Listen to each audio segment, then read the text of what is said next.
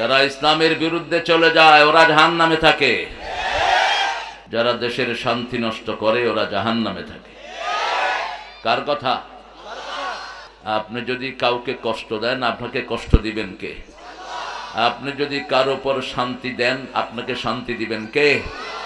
আপনি যদি কাউকে মাফ করে দেন আপনাকে মাফ করে দিবেন কে? খুবই সুন্দর একটা লিফলেট আপনারা করেছেন, কোন নেতার নাম নাই। নেতা সব খেতা গায়ে দিয়ে শুয়ে থাকো। নেতাদের অত্যাচারে লিফটেড শেষ। নেতার লিস্ট 14 জন, 15 জন, 20 জন। নেতার নাম না হইলে প্রোগ্রাম হইবে না। সেই নেতারা এখন কোথায়? কোরআনের প্রোগ্রামে বাধা দিতা তোমরা কোথায়? তোমাদের বিচারে একজন করেছেন, তিনি কে? এই পাবনায় বহুবার এসে আমি ফিরে গেছি। নেতা বলে এসপি কে, এসপি বলে নেতাকে, নেতা বলে ওসি কে, ওসি বলে খেতাকে। তোমরা কোথায় এখন? আল্লাহর কোরআনকে নিষেধ করেছো, আল্লাহ তোমাদেরকে নিষেধ করে দিয়েছেন। আল্লাহর কোরআনের সাথে বেয়াদবি করেছো, চূড়ান্ত শাস্তি তিনি তোমাদেরকে দিয়ে দিবেন। যারা কোরআন প্রেমিক আওয়ামী লীগের তারা আমাদের ভাই, তারা আমাদের কি ভাই। যারা নামাজ প্রেমিক তারা আমাদের কি ভাই। কোরআন আছে যেখানে আমরা আসবো, কারণ আমাদের চূড়ান্ত জায়গা এটা না। যে কোনো সময় কোথায় যেতে পারি, যে কোনো সময় খবর আসতে পারে অমুক ভাই দুনিয়ায় নাই, অমুক ভাই দুনিয়ায় নাই। এক মুহূর্তের মধ্যে দুনিয়ার জীবন শেষ। কাল লেখানে ছিল যে আজ সে কোথাও নাই। সবারই তো কিসমতেই হারিয়ে ফোরাবো ভাই। कल भी मन अकेला था आज भी अकेला रे। ऐसा है जिंदगी दो पल का खेला रे। कल खाने छिलो जे आज से कोथाओ नाई। कोथाय तिनी? गोरस्थाने। कोथाय? गोरस्थाने। এই সামান্য দুনিয়া নিয়ে কেন এত লাফালাফি? এই সামান্য দুনিয়া নিয়ে কেন এত পেরেশানি? চোখ বন্ধ হলেই তোমার ছেলে মেয়েরাও তোমাকে তাদের ঘরে রাখতে চায় না, বলে যে বাপের লাশটা বের করে নাও। তোমার প্রিয়তমা স্ত্রী তোমার মুখ দেখতে চায় না, তোমার আদরের সন্তান তোমাকে ঘর থেকে বের করে দেয়, ঠিক কি না?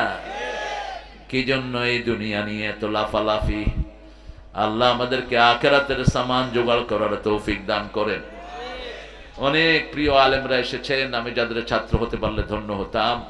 এসেছেন আমাদের অনেক স্যাররা, primary sir, high school, college, university sir, বিভিন্ন পেশায় জড়িত আবার বৃদ্ধা বনিতা, পর্দার আড়ের মা বোনেরা এসেছেন, প্রশাসনের ভাইয়েরা, হিন্দু সম্প্রদায়ের ভাই বোনেরা, যাদেরকে আমরা অত্যন্ত সিকিউরিটির সাথে তাদের পূজার ব্যবস্থা করে দিয়েছি। তাদের পূজার সাথে আমাদের সম্পর্ক নাই, কিন্তু মানুষ হিসেবে তারা সিকিউরিটি পাওয়ার যোগ্য, ঠিক না ঠিক? হিন্দু ভাইয়েরা মনে রাখবেন, যতদিন ইসলাম থাকবে আপনাদের কোনো অসুবিধা হবে না, আক্রমণ করবে না। যখন ইসলাম থাকবে না আপনাদেরও নিরাপত্তা থাকবে না। যেমন ভারতে মুসলমানদের কোনো নিরাপত্তা নেই, কিন্তু ভারত যতদিন মুসলমানদের হাতে ছিল একটা হিন্দু না খেয়ে মরে নেই, একটা, নট এ সিঙ্গেল হিন্দু। ইসলাম আছে যেখানে শান্তি আছে, মাহফিলে শান্তি আছে না নাই? মসজিদে শান্তি আছে না নাই? আল্লাহ আমাদের সবাইকে কোরআনের জন্য কবুল করুন। আমাদের জীবনের গুনাহগুলো মাফ করে দিন, আমাদের আব্বা আম্মার গুনাহ মাফ করে দিন। এই কবরস্থানে যারা শুয়ে আছে তাদেরকে স্থায়ীভাবে জান্নাত দান করে দিন। বড় অসহায় থাকে কবরের লোকেরা। রাসূল বলছেন, আল মাইয়াতু ফিল কবর কাল গারিক feel বাহর। The sinking person in the ocean. সাগরে ডুবন্ত ব্যক্তি যত অসহায় থাকে, কবরের মুর্দারা এত অসহায় পড়ে থাকে। কেউ যখন যায় সে শুধু চায় তার জন্য একটু দোয়া করুক, আর কিছু না হলেও তাকে একটা সালাম দিবেন। কি দিবেন? সালাম দিবেন। এই সালামটা তার জন্য রহমত বর্ষণ করে দিবেন কে?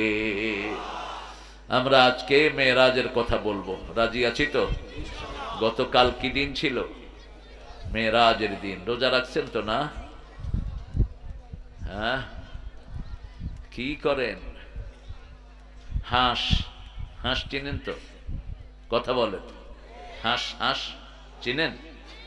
হাঁসকে যখন আপনি ছেড়ে দেন ডোবাতে, হাঁস কি করে? খাইতে থাকে। খাইতে খাইতে খাইতে খাইতে সন্ধ্যা হয়ে যায়, তখন শিয়ালে হাঁস খেয়ে ফেলে। এতক্ষণ হাঁস খাইছে, এখন হাঁসের কে খায়? শিয়ালে খায়। তো আপনাদের অবস্থা হয়েছে সেরকম। আল্লাহ পাঠালেন দুনিয়াতে আল্লাহর কাজ করতে, আল্লাহর কাজের খবর নাই। নিজেদের কাজ করতে করতে শেষ। নিজেদের কাজ কত যে সমস্যা, তার ঝামেলা, তার সমস্যা, তার দিন রাত ছোট ছোট নানান কাজে সময় হয় না শুধু আল্লাহর কাজে। এই কাজ সেই কাজ। রাসূল বলছেন, যে দিনের শুরুতে নিজের কাজ নিয়ে ব্যস্ত হয়, আল্লাহ তারে পাগল বানায়া ঘরে ফিরাইয়া দেয়। আর যে দিনের শুরুতে আল্লাহর কাজ নিয়ে ব্যস্ত হয়ে যায়, আল্লাহ নিজে তার সব কাজগুলো সুন্দর করে আঞ্জাম দিয়ে দেয়।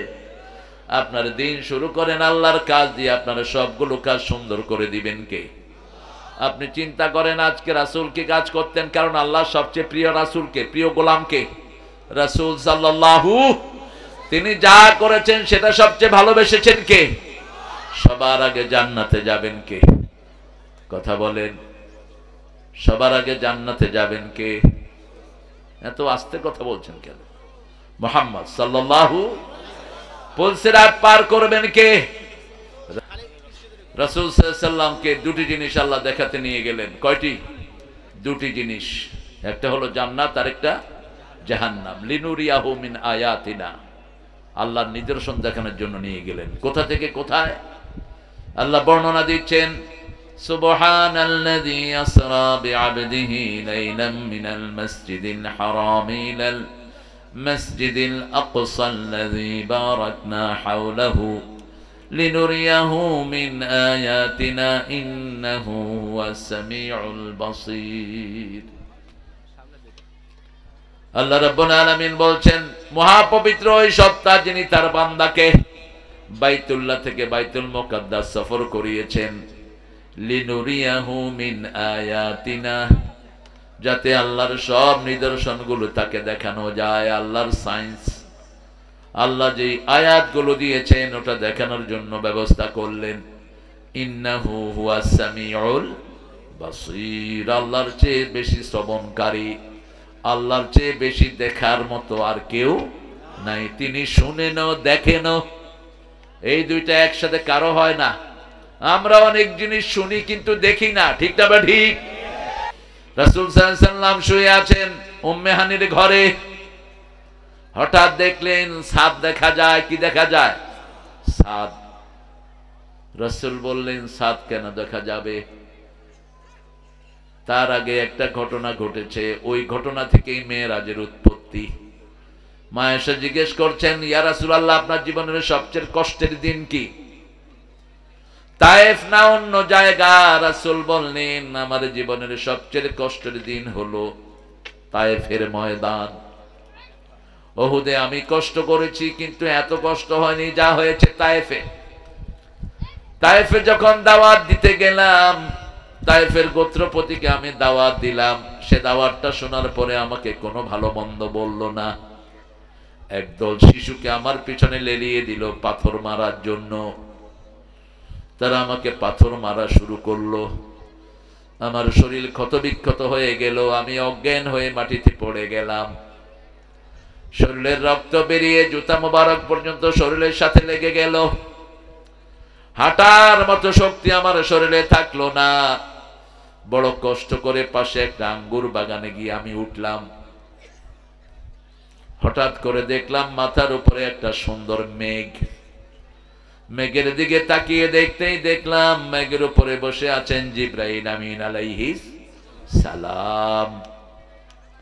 তিনি এসে আমাকে সালাম দিলেন। সালাম দিয়ে বললেন, ইয়া রাসূলুল্লাহ, আপনার উপরে যা অত্যাচার হয়েছে এটা দেখেছেন স্বয়ং কে?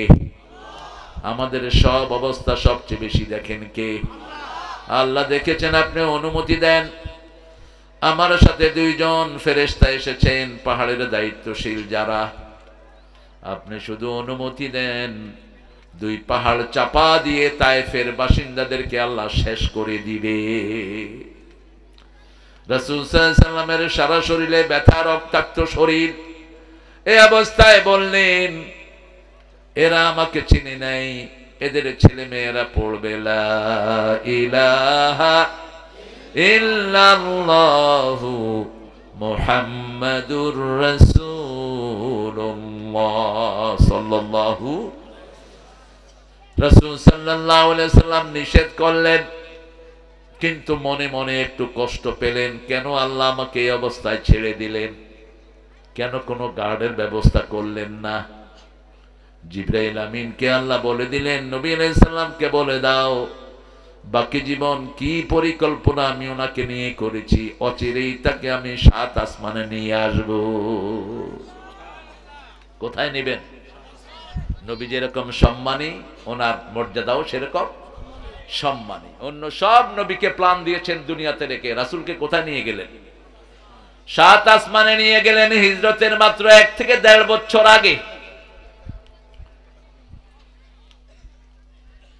অফ করেন, ফোন অফ করেন। এই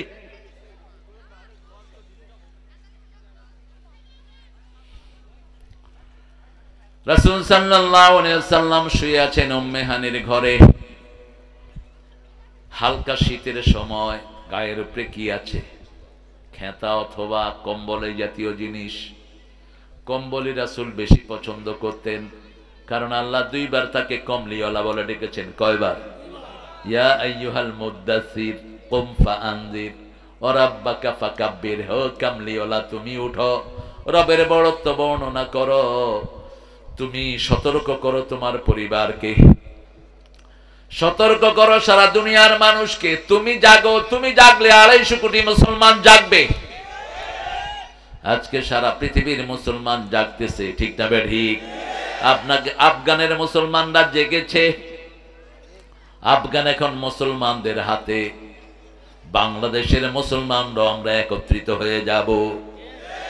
আমরা চাই কোরআন আমাদের দেশে আসুক, ঠিক না বে ঠিক? আমরা চাই কোনো বৈষম্য যেন কোথাও না হয়, কোন মেয়ে যেন যৌতুকের বুলি না হয়, কোন ছেলে যেন তার অধিকার থেকে বঞ্চিত না হয়। আজকে 1000 লক্ষ ছেলে শিক্ষা থেকে বঞ্চিত, ঠিক না বে ঠিক? এক শ্রেণীর টাকা রাখার জায়গা নাই, আরেক শ্রেণী খেতেও পাচ্ছে না। স্কুলগুলোতে কসাইয়ের মতো পয়সা নেয়, প্রাইভেট স্কুলগুলোতে। সরকারি স্কুলগুলোতে কোনো পড়াশোনা নাই, শুধু প্রাইভেট প্রাইভেট প্রাইভেট। গরিবের না বিশ্বাস। এই বৈষম্য দূর করতে হবে। ইমামদের বেতন সবচেয়ে কম, সরকারি আমলাদের বেতনও বেশি, চুরিও। সবচেয়ে কম বেতন পায় কারা? ইমাম আর মুয়াজ্জিন। অথচ 5 ওয়াক্ত এদের পিছনে কি পড়ি? মন খারাপ কেন? আপনারা 2 জন কি ভাই নাকি? মামা বাইগনা? মাশাআল্লাহ। কিডা মামা আর কিডা বাইগনা? বুঝছাও? হ্যাঁ, আপনাদের ভাষা খুব সুন্দর, আপনাদের এই এলাকাটা খুব সুন্দর একটা এলাকা, কিন্তু এত কাছে যে নদী আমি চিন্তা করতে পারিনি। যাই তো ওদিক দিয়ে নদীমাতৃক লোকেরা খুব জ্ঞানী হয়, ব্রেনি হয়। সব নবীরা এসেছেন নদীমাতৃক এলাকায়, নবীরা এসেছেন চারিদিকে নদী, এর ভিতরে এসেছেন নবীরা। আল্লাহু আকবার। এই জন্য পৃথিবীর যত বড় বড় জ্ঞানী সবগুলোর বাড়ি কোথায়? নদীমাতৃক এলাকায়। আল্লাহ এই চরটাকে আল্লাহ কবুল করুন, আপনাদের সবাইকে আল্লাহ কবুল করুন।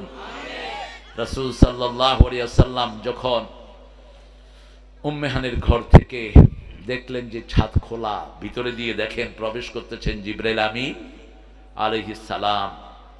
তিনি বললেন, জিবরাইল আপনি তো নরমালি দরজা দিয়ে আসেন, আতুল বুয়ুতা মিন আবওয়াবিহা, প্রথম দরজা দিয়ে ঢুকাই হলো কল্যাণ, পিছনের দরজা দিয়ে ঢুকলে কোনো কল্যাণ নেই। নিষেধ করেছেন আল্লাহ। ঘরে ঢুকতে হবে কোন দরজা দিয়ে? সামনের দরজা দিয়ে। আবার কিভাবে ঢুকতে হবে? সূরা নূরের ভিতরে আল্লাহ বলছেন, লা তাদখুলু বুয়ুতান গায়রা বুয়ুতিকুম হাত্তা তাস্তানিসু অতুসাল্লিমু আলা আহলিহা, নিজের ঘর হোক অন্যের ঘর হোক আগে অনুমতি নাও, তারপরে সালাম দাও, তারপরে ঘরে ঢুকো। আয়াত নাজিল হওয়ার পরে সাহাবায়ে কেরাম বলছেন, ইয়া রাসূলুল্লাহ, আমার মায়ের ঘরে ঢুকতেও কি আমার অনুমতি লাগবে নাকি? রাসূল বললেন, হ্যাঁ লাগবে।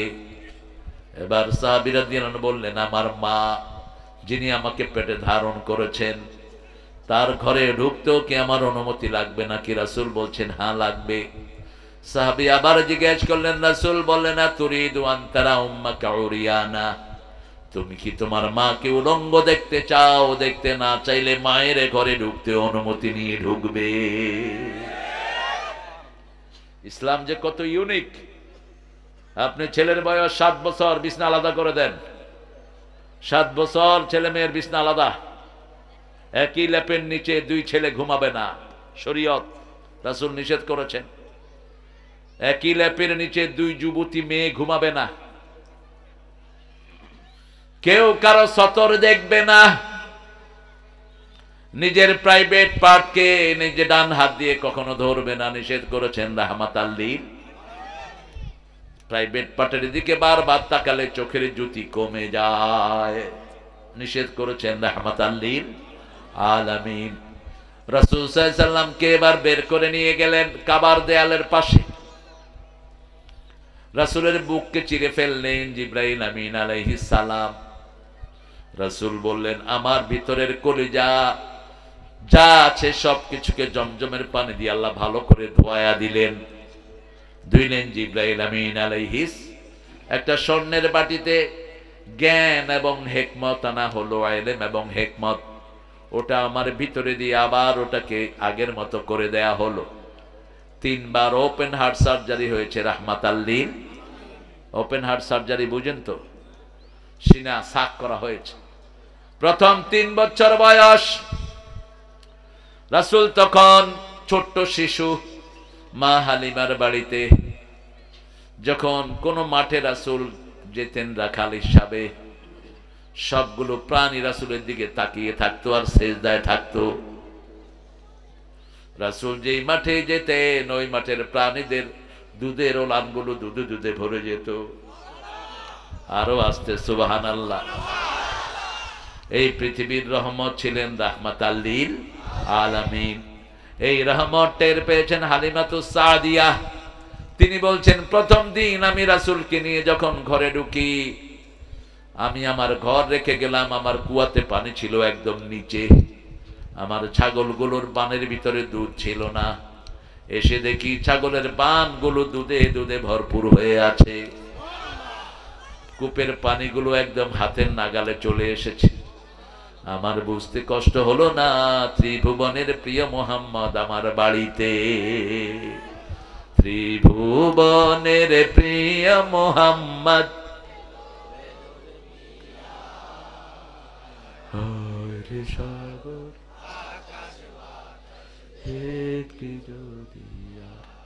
কোন শক্তি নয়, ত্রিভুবনের প্রিয় মুহাম্মদ।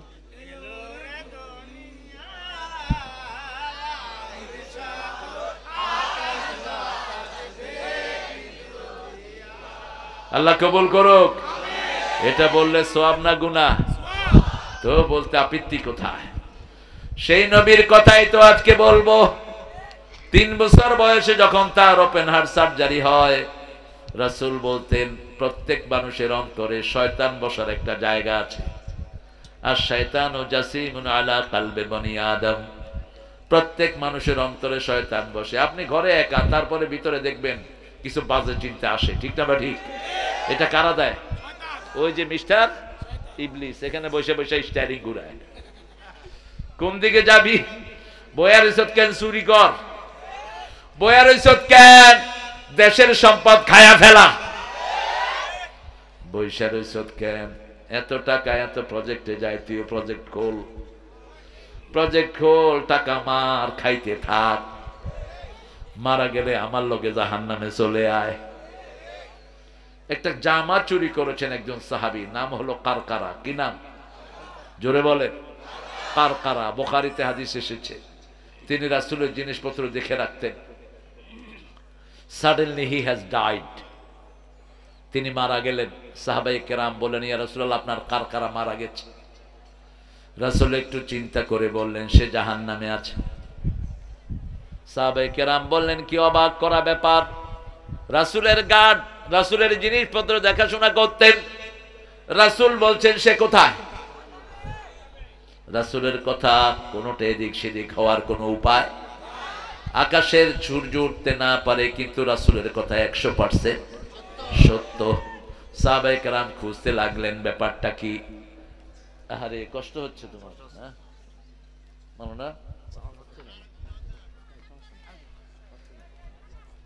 একজন একটু পাখা লাগা দিলে হতো নাকি? আমি কুত্তা কাপড় খুলে ফেলে গেছি। খোল খোল খোলা খোলা।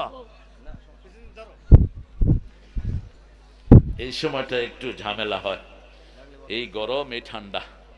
ঠিক আছে। রাসূল সাল্লাল্লাহু আলাইহি ওয়াসাল্লাম যখন ওপেন হার্ট সার্জারি হলো, মা হালিমাতুস সাদিয়া নিয়ে রাসূলকে দিয়ে আসছেন আমেনার কাছে। যখনই রাসূল গেলেন, ঘরের বরকত শেষ, থাকতে পারলেন না হালিমা। কিছুদিন পরে আবার নিয়ে আসলেন রাহমাতাল লিল আলামিনকে। এই প্রথম সিনা সাক। 2 নম্বর ওপেন হার্ট সার্জারি হয় হেরা গুহায় ওহী আসার আগে। 3 নম্বর হয় মেরাজে যাওয়ার আগে। শরীরটাকে আল্লাহ প্রস্তুত করে নিলেন, কারণ বিশাল সফর তাকে করতে হবে।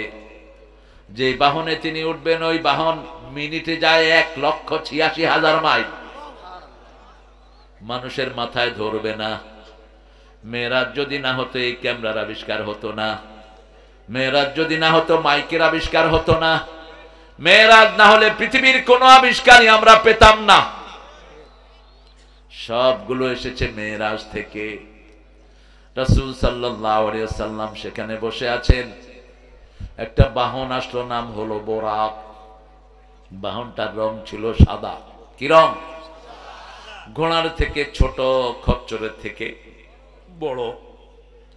এই বাহনটার উপরে বসার জায়গা ছিল, সুন্দর করে বাঁধার জায়গা ছিল। রাসূলকে দেখে বাহনটা কাঁপা শুরু করলেন, বিরক্তি ভাব দেখালো। তিরমিজির আরেক বর্ণনা, এখন যেটা বলছি এটা হলো মুসলিম শরীফের বর্ণনা, 300 নম্বর হাদিস। কত? 300। 300 হলো আমাদের মোবাইলের তালিকা অনুযায়ী, আর পাঠ্য বইয়ের তালিকা অনুযায়ী 162 নম্বর হাদিস। মেরাজের লম্বা হাদিস। এখন যাব তিরমিজিতে। যখন বোরাকটা একটু কাঁপাকাঁপি করছিল, জিবরাইল আমিন এসে কানে কানে বলছেন, তুমি চিনো যিনি দাঁড়ানো আছেন উনি হলেন মুহাম্মদ সাল্লাল্লাহু, আল্লাহর সবচেয়ে নিকটতম ব্যক্তি। এই ত্রিভুবনে ওনার চেয়ে প্রিয় আল্লাহর আর কেউ। আল্লাহ সবচেয়ে বেশি ভালোবাসেন যাকে, তার নাম মুহাম্মদ সাল্লাল্লাহু। থেমে গেল বোরাক। বোরাকের শরীরে ঘাম পড়ে গেল। বোরাক চিন্তা করলো, কেন আমি একটু নাড়াচাড়া করলাম? কোরবানির গরু যখন জবাই করেন, শুধু কানে কানে বলবেন আল্লাহর হুকুমে তুমি নত হয়ে যাও, একটুও লাফাবে না। শুধু কানে কানে বলবেন, কি বলবেন? আল্লাহর হুকুমে তুমি নত হয়ে যাও। শেষ। একজনে জবাই করতে পারবে। এটা পরীক্ষা করবেন আগামী কোরবানি। একদম ঠান্ডা হয়ে যাবে, কারণ প্রাণীরাও কথা বুঝে। রাসূল সাল্লাল্লাহু আলাইহি ওয়াসাল্লাম বোরাকের পিঠে উঠলেন। রাসূল বললেন, বোরাকের দৃষ্টি যেখানে যায় তার পায়ের সামনের কদম সেখানে পড়ে। এক মুহূর্তেই দেখলেন তিনি বাইতুল মুকাদ্দাস। বাইতুল মুকাদ্দাসে একটা পাথর আছে, যে পাথর থেকে আকাশে উঠে, যেই পাথর থেকে ফেরেশতারা আকাশে ওঠা নামা করে, ওই পাথরের সাথে আগের সব নবী নিজেদের প্রাণীগুলো বাঁধতেন। সুলাইমান আলাইহিস সালাম বাঁধতেন, দাউদ আলাইহিস সালাম বাঁধতেন ওই একই পাথরের মধ্যে। রাসূল ওই বোরাককে ওখানেই বাঁধলেন সাল্লাল্লাহু। বাইতুল মুকাদ্দাসে ঢুকলেন। ঢুকার পরে 2 রাকাত নামাজ আদায় করলেন। সমস্ত নবীদেরকে আল্লাহ হাজির করলেন। মেরাজের আলোচনাটা একটা বিশাল, তবে আমি সবটুকু শেষ করতে পারবো না। আমি শুধু আকাশের সফরটা বলবো, আর রাসূল 12টা জিনিস নিয়ে আসছেন, সেখান থেকে কিছু বলবো। আল্লাহ তৌফিক দান করুন। কষ্ট হচ্ছে না তো আপনাদের? ঠিক আছেন তো আপনারা? এটা কি আনছো আবার? ঠিক আছে, চিন্তা করলাম আবার আমার গায়ের উপরে দেয় কিনা। খায়ের। রাসূল সাল্লাল্লাহু আলাইহি ওয়াসাল্লাম 2 রাকাত নামাজের ইমামতি করলেন। ইমামতির পর রাসূল বের হলেন কোথা থেকে? বাইতুল মুকাদ্দাস, আমাদের প্রথম কিবলা। বের হওয়ার পরে 2টি পাত্র ওনার কাছে আনা হলো, একটা হলো মদ আর একটা দুধ। এক পাত্রে মদ, আরেক পাত্রে কি? দুধ। তিনি কোনটা খেলেন? দুধ খেলেন। জিবরাইল আমিন বললেন, ইয়া রাসূলুল্লাহ, আল্লাহ সবচেয়ে বেশি সহজের ধর্ম আপনাকে দান করেছেন। আল্লাহ যেটা পছন্দ করেন আপনি সেটাই গ্রহণ করেছেন। বুখারীর আরেক বর্ণনায় রাসূলকে বলা হলো, আপনি যদি দুধ না খেয়ে মদ খেতেন আপনার সব উম্মত যেত। কারণ মদ যারা খায় তারা কি হয়? জোরে বলেন। বোরে কি কয়? সবাই জানে। বোরে কি কয়? মা কয়। মদ তো আপনাদের এলাকায় নাই। হ্যাঁ, তো বসে আছেন কেন? মদের ব্যবসায়ীদেরকে পিটায়া পুলিশের হাতে তুলে দেন।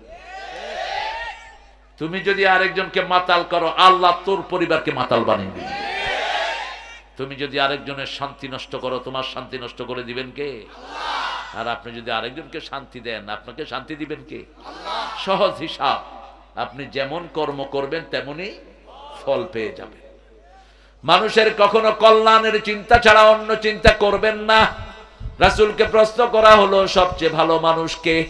রাসূল বললেন, খায়রুন নাসি মান ইয়ানফাউন নাস।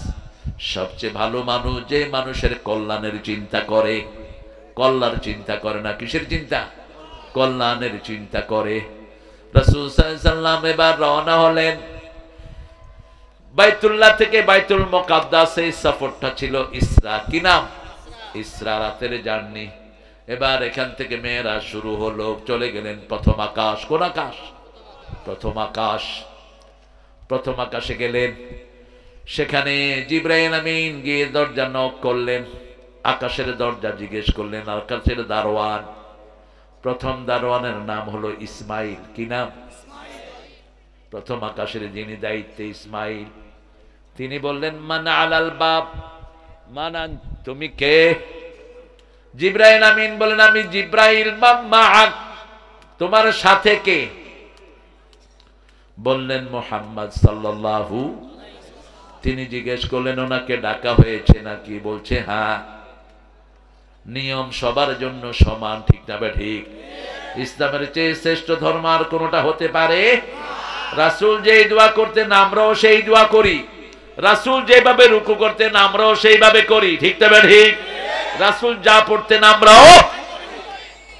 নেতার হিসাবে আমাদের দেশে নেতা হইলে নেতার বিল মাফ, নেতার 14 গোষ্ঠী মাফ।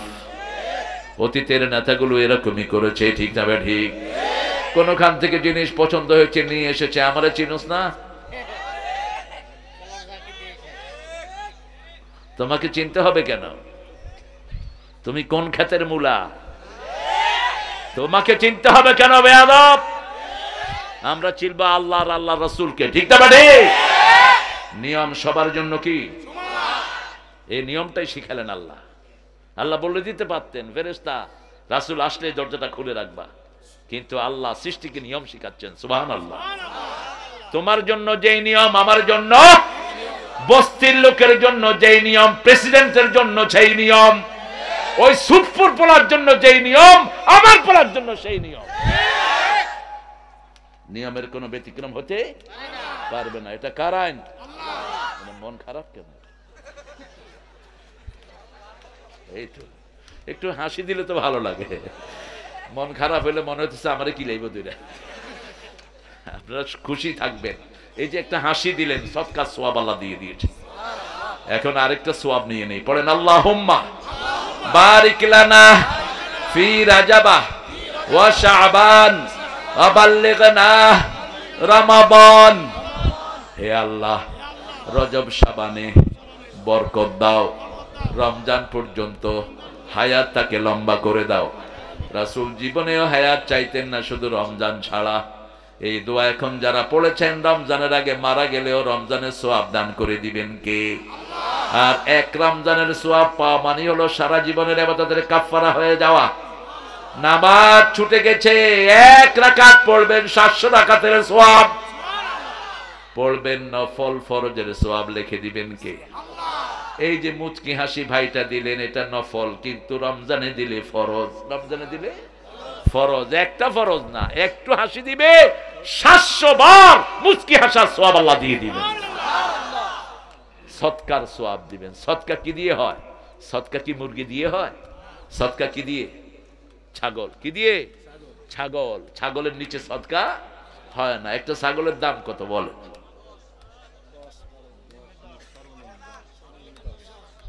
আরো ছোট করেন না।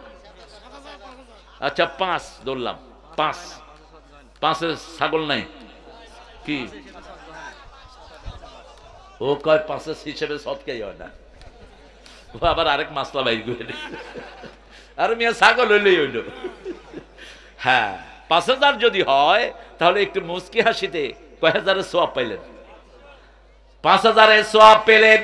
আর রমজানে 5 সাতা 3,50,000-এর সওয়াব পেয়ে গেলেন। বরকত রমজানেরটা এখন শুরু। রাসূল এই রজবে সবচেয়ে বেশি রোজা রাখতেন।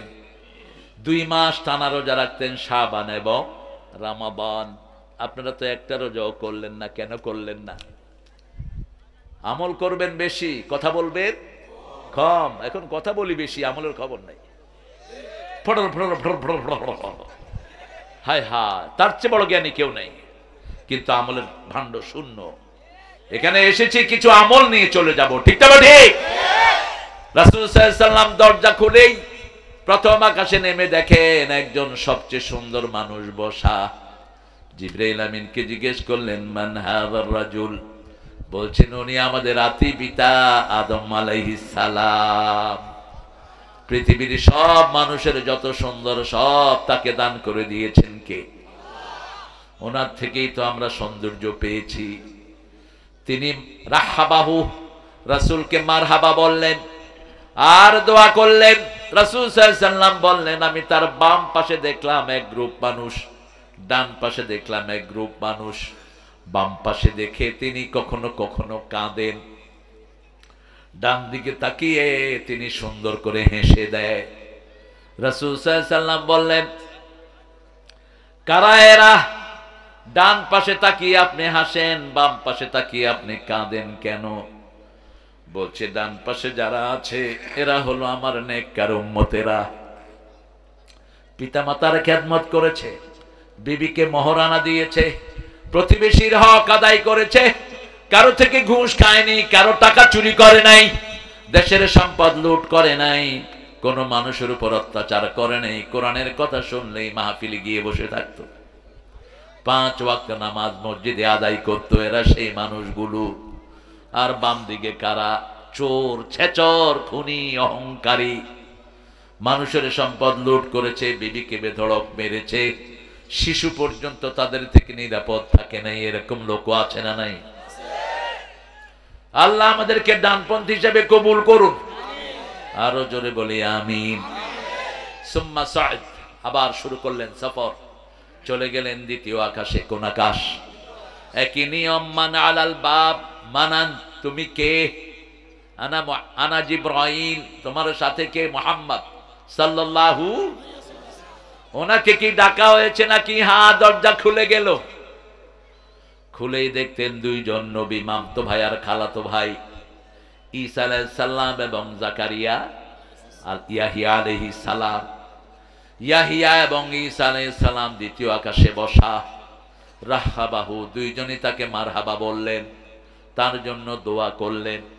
আমরা সবার কাছে দোয়া চাইব, দোয়া চাইলেই মর্যাদা বাড়িয়ে দেন কে? দোয়া যা চায় তাকে মর্যাদাবান করেন কে? রাসূল নিজে দোয়া চেয়েছেন। সাইয়েদনা ওমর ফারুক বলছেন, কিতাবুল ইলম, আমি উমরায় যাব, রাসূলের সাথে সাক্ষাৎ করতে গেলাম। রাসূল বললেন, হে ওমর, তুমি যখন উমরায় যাবা তোমার দোয়াতে আমাকে ভুলে যেও না, আমার নামটা তোমার দোয়ায় স্মরণ রেখে দিও। ওমর ফারুক কাঁদা শুরু করলেন, ইয়া রাসূলুল্লাহ, আপনি আমার কাছে দোয়া চেয়ে আমাকে যত মর্যাদাবান করেছেন, আল্লাহ যেন আপনার মর্যাদা আরো বাড়িয়ে দেয়। প্রত্যেকটা মানুষের দোয়াবদ্ধ আছে না নাই? রাস্তার পাশে যিনি বসে আছেন ভিক্ষা করে, তারও দোয়াবদ্ধ আছে। মানুষ বলতেই সম্মান আছে না নাই? কে দিয়েছেন? আল্লাহ দিয়েছেন। এরপরে চলে গেলেন তৃতীয় আকাশে। একই প্রশ্ন আসলো, আর বললাম না প্রশ্ন, তিনটা প্রশ্ন মনে থাকবে তো? থাকবে তো? এই দুইটা হাঁটে কেন? এই সলিমুদ্দিরা কই যাও? থাক, আল্লাহ ভালো করে দিক। এত তাড়াতাড়ি ডায়াবেটিস করতেছে। জোয়ান ছেলে, কিসের ডায়াবেটিস? এই চরের মাঠে দৌড়বা সমানে, ডায়াবেটিসের গোষ্ঠীও থাকবে না। খালি পায়ে হাঁটবা আর নিম পাতা খাবা, নিম পাতা। তাইলে ডায়াবেটিস তোমার পায়ে ধরে কদম বুসি করবে, বলবে আব্বা আমি আর আপনার সাথে থাকবো না। গ্রামে ওষুধ ভর্তি, আমাদের গ্রামগুলো এক একটা বেহেশতের মতো, বাগ বাগান গাছ গাছালি ভর্তি না?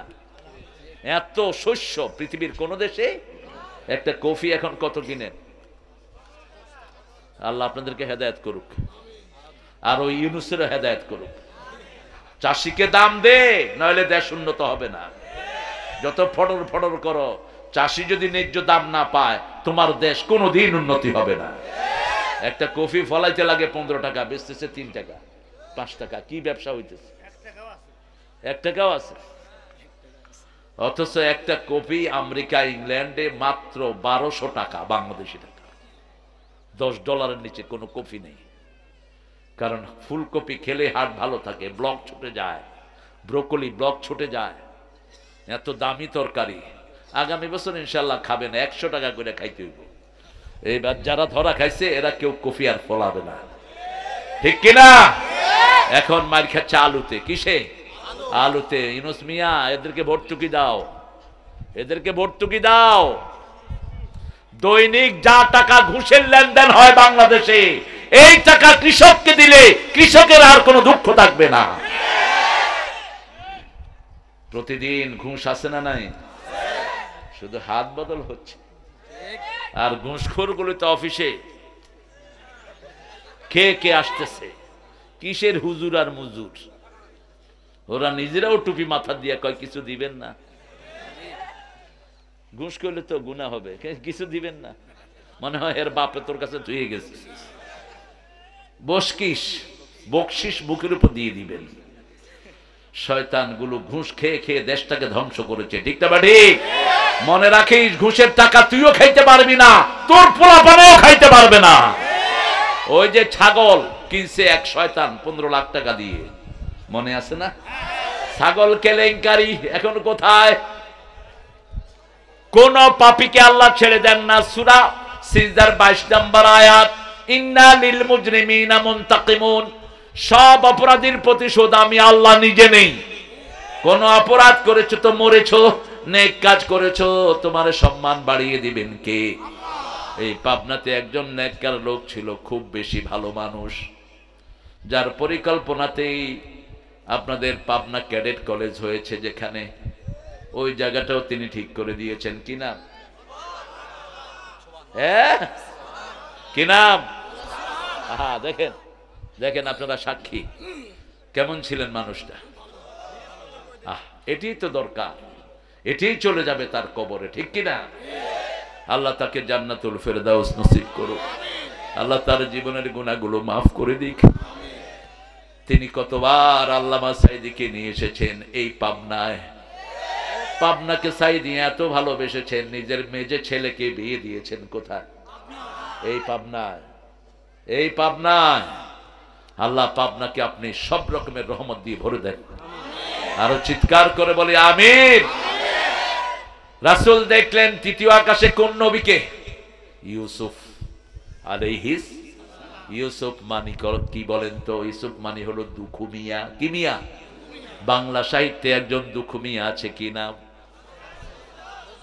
ছন্দে ছন্দে দোলে আনন্দে আমি বন ফুল গো।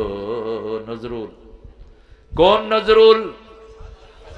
আল্লাহকে যে পাইতে চায়, হযরতকে ভালোবেসে, আল্লাহকে যে পাইতে চায়, আরশ কুরসি লৌহ কালাম না চাহিতে পেয়েছে সে।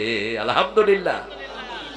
আল্লাহতে যার পূর্ণ ঈমান, কোথা সে মুসলমান,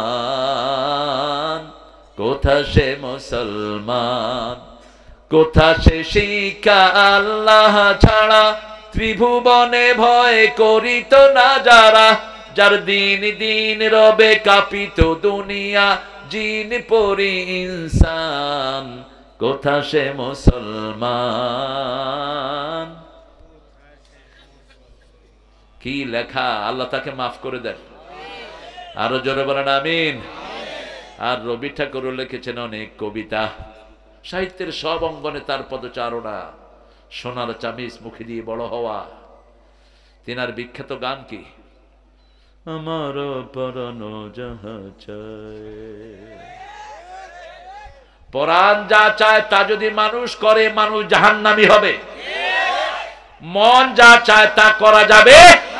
মন চায় সকালে ঘুমিয়ে থাকো, আর আল্লাহ বলে আজান দিয়েছি নামাজে যাও। মন চায় কোন সুন্দরী মেয়ে দেখলে তার পিছনে ছুটি, আর আল্লাহ বলেন সুন্দরী মেয়ে দেখলে চোখ নামাও, তোমার বিবির কাছে যাও। ঠিক তবে ঠিক। নজরুল ট্রেনে উঠতেছেন, দেখে যে একটা সুন্দরী মেয়ে। কয় তুমি সুন্দর তাই চেয়ে থাকি, সে কি মোর অপরাধ? মেয়ে এমনি করে চোখ গরম করছে। পরে কয় নজরুল, কয় চাঁদের হেরিয়া কাঁধে চকরনি। কিছু তো বলে না চাঁদ, কি দুষ্ট। চাঁদের হেরিয়া কাঁধে চকরনি, কোন দিকে ঘুরাইছে দেখেন। চাঁদ নিষ্পাপ, চকরনিও নিষ্পাপ। ঠিক তবে ঠিক। পোকা মাকড় চাঁদ দেখলে উঠবেই।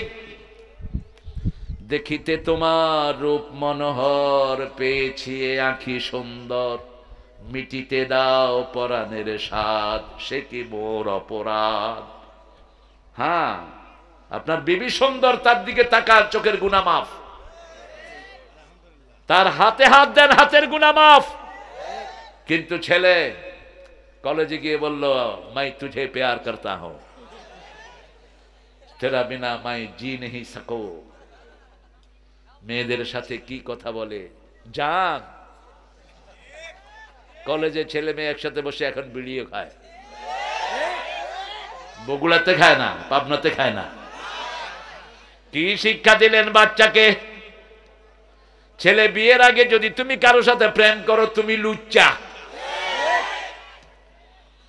কোন মেয়ে বন্ধু যদি তোমার থাকে, বান্ধবী, তুমি চরিত্রহীন। কোন মেয়ের যদি ছেলে বন্ধু থাকে, চরিত্রহীন। হ্যাঁ, ভালো লাগতেই পারে, তোমাকে লেগেছে এত যে ভালো, চাঁদ বুঝিয়া তা জানি, রাতেরও বাসরি দোসর হয়ে তাই সে আমারে টানে, কোনো অসুবিধা নেই। কিন্তু যখনই ভালো লাগবে আপনি তার আব্বাকে প্রস্তাব পাঠান। ঠিক কিনা? যেমন আলীর ভালো লেগেছে কাকে? ফাতেমাকে। আলী রাদিয়াল্লাহু আনহু চুপ করে বসে থাকলেন না, আবু বকরকে হায়ার করলেন।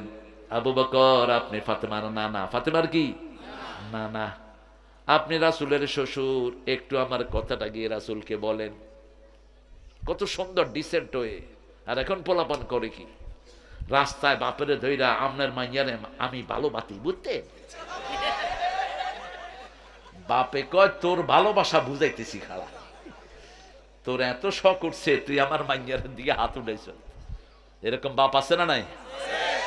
বাপ যদি পুলিশের অফিসার হয় তাহলে তো তোমার 14 গোষ্ঠী তোমারে জেল খাড়ায়া প্রেমের স্বাদ মজায়া দিবে। কিন্তু তুমি যদি লিগ্যাল ওয়েতে হাঁটো, কোনো অসুবিধা নাই। বসে, বসো বসো বাবারা বসো। এত লোহা লক্কর কি জন্য দিয়েছ? তোমাদের ক্যামেরার মুখগুলো নিচে দিবা, কেমন যাতে মানুষের মুখের সামনে না আসে, নিচের থেকে দিবা, তাহলে ঠিক আছে। আর আমার তো এত ক্যামেরার দরকার নাই। এখন আমার ছাত্র, নাতি ছাত্র, পুতি ছাত্ররা ওয়াজ করে, এরা ক্যামেরা নিয়ে চলুক। 14-15টা ক্যামেরা নিয়ে ঘুরে, হুজুর জবাব দিবা, হুজুর এত ক্যামেরা যে উঠাচ্ছ, এত ছবি। রাসূল বলতেন আল মুসাওয়ারুন কুল্লুহুম ফিন্নার, যারা ছবি উঠায় সবগুলো জাহান্নামী। আশাদ্দু আযাবান ইয়াউমাল কিয়ামা আল মুসাওয়ারুন, কিয়ামতে সবচেয়ে শাস্তির সম্মুখীন হয়ে যাবে যারা ছবি বেশি তোলে। আল্লাহ আমাদেরকে ছবির ফিতনা থেকে হেফাজত করুন। হাদিসগুলো ডরে কয়ও না, কইলে তো নিজে ধরা খাইব। যতটুকু এজুজুয়াল এই ছেলেগুলো ইসলাম প্রচার করে, এর জন্য বাধা দেই না। এরা ইসলাম প্রচার করে, এটা শুনে শুনে আরো অসংখ্য মানুষ ইসলামে আসে, ঠিক কি না? আর ছেলেগুলো সুন্দর থাকে। এরা এটা না করলে আজে বাজে জিনিস রেকর্ড করছে। এই জন্য এদেরকে একটু স্নেহের দৃষ্টিতে দেখবেন, আল্লাহ এদের বরকত বাড়িয়ে দিক। এদের কারণেই সারা ইউটিউবে এখন হুজুররা আছে না নাই? কিন্তু হুজুরদের চেয়ে বেশি হলো ইন্ডিয়ান আইডল, হুজুরদের থেকে বেশি হলো আমেরিকান আইডল। রাতে তারা পুরাটা দখল করে নেয়। আমাদের ছেলে মেয়েরা, তোমরা টিকটক করো কোরআনের আয়াত দিয়ে, তাহলে ইউটিউব কোরআনের আয়াত দিয়ে ভরপুর হবে, ঠিক কিনা? ওই যে আত্রা ফাত্রা কিছু আছে, বিভিন্ন মাইয়া নিয়া ড্যান্স করে, এই করে সেই করে, এগুলো লুচ্চা, নোংরা, চরিত্রহীন, খবিশ, শয়তানের চেয়ে খারাপ এগুলো।